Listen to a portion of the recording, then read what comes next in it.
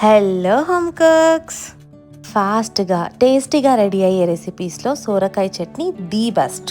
దానికోసం ఒక సోరకాయని కడిగి ముక్కలుగా కట్ చేసుకొని పక్కన ఉంచుకోవాలి.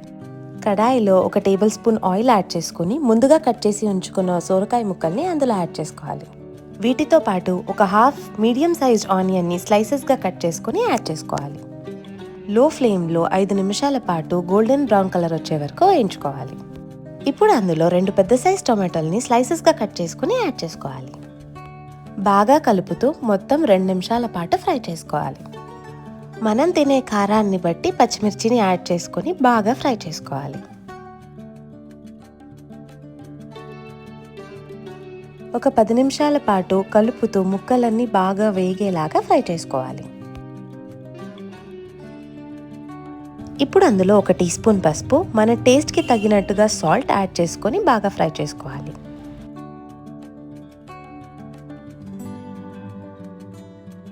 ఫ్లేవర్ కోసం కరివేపాకు రెబ్బలు, పుదీనా ఆకులు వేసి కలుపుతూ ఫ్రై చేసుకోవాలి.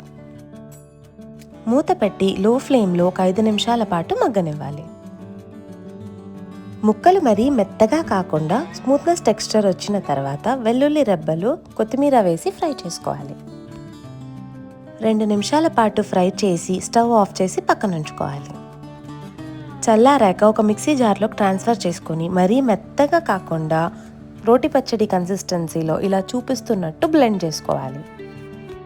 సర్వింగ్ బౌల్లోకి తీసుకొని పక్కన ఉంచుకోవాలి. తాలింపు కోసం ఒక కడాయిలో నూనె వేడి చేసుకొని ఆవాలు, జీలకర్ర, శనగపప్పు, ఉద్దిపప్పు, కరివేపాకు వేసుకొని తాలింపు పెట్టుకోవాలి.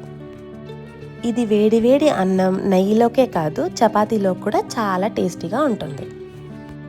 నచ్చితే లైక్, షేర్ అండ్ సబ్స్క్రైబ్.